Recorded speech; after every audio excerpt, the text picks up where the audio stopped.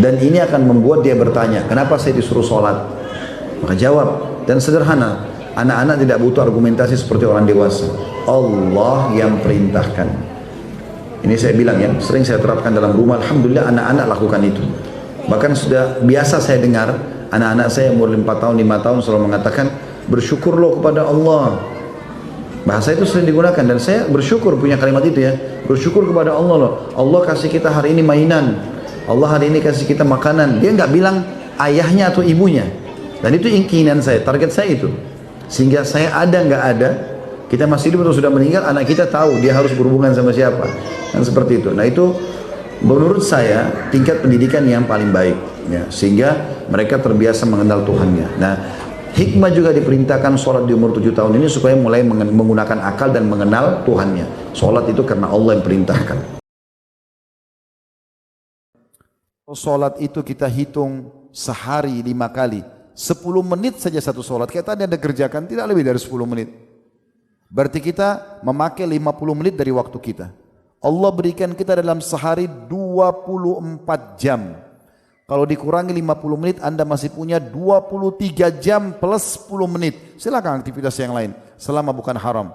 Sholat akhi dan ukhti. Azan, komitmen mulai sekarang bubar dari sini, nggak ada aktivitas lain. Kalau perlu sebelum azan sudah ada di masjid. Kalau sudah kerjakan sekali, hari kedua, hari ketiga, selama ajal belum datang, terus komitmen. Penuhi masjid-masjid itu. Lalu kenapa nggak ke masjid? Yang keutamanya sangat luar biasa. Dan kita hidup teman-teman di negara yang luar biasa Indonesia ini. Luar biasa, kita harus bersyukur. Alhamdulillah hidup di Indonesia. Masjid banyak. Kita subhanallah. Hampir di setiap gang dekat rumah kita, apalagi yang hidup di Jabodetabek, nggak asing lagi. Azan luar biasa kedengaran di sana sini. Dianggap angin lalu. Kesempatan emas masuk surga lewat begitu saja akhi. Kenapa? Gitu. Anda juga wahai muslimah, dorong suami Anda ke masjid. Jangan sia-siakan. Dorong anak-anak ke masjid. Kita bisa pakai protokol. Jangan alasan lagi, pergi ke masjid. Kesempatan emas.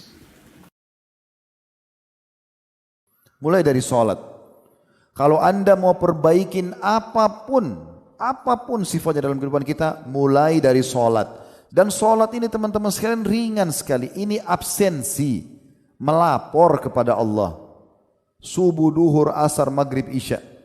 Selalu muadzin kumandankan. Mau orang Melayu, mau orang Arab, mau orang Eropa bule, mau orang hitam di Afrika, sama. Hayya 'alas shalah.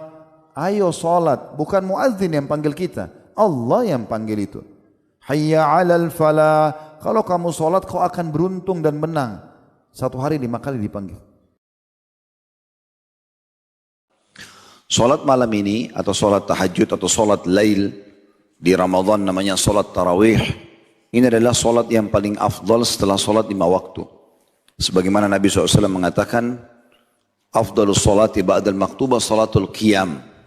Dalam hadis sahih. Afdal solat setelah solat 5 waktu, artinya yang sangat besar pahalanya. Kalau bukan karena Allah jadikan dia sunnah, maka menjadi wajib.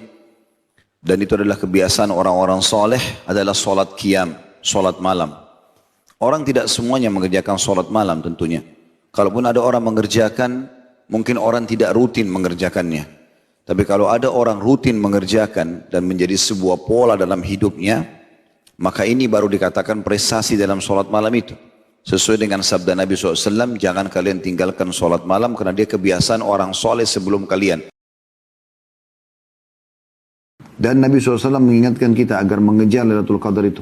Terutama dengan sholat malamnya. Kata Nabi SAW, man qama Lailatul Qadri imanan wa ihtisaba ghufira lahu ma taqaddama min dhanbi. Barang siapa yang berdiri menunaikan sholat di malam Lailatul Qadar itu karena keimanan dan mengharapkan pahalanya, dibersihkan dosa-dosanya yang telah lalu. Hadis riwayat Bukhari dan Muslim. Nah, ini malam harus betul-betul tidak disia-siakan. Bahkan Nabi SAW dikatakan kalau tiba 10 terakhir Ramadan, maka beliau lebih mengeraskan ikatan sarung dan membangunkan keluarganya untuk sholat malam. Lebih giat lagi beribadah. Dan Nabi SAW bahkan beriktikaf di malam-malam itu. Artinya beliau mengikat diri di masjid. Bahkan sering 10 malam ya berturut-turut ya. Di akhir hidup beliau iktikaf selama 20 malam. Saking luar biasanya untuk mengejar keutamaan malam yang mulia ini.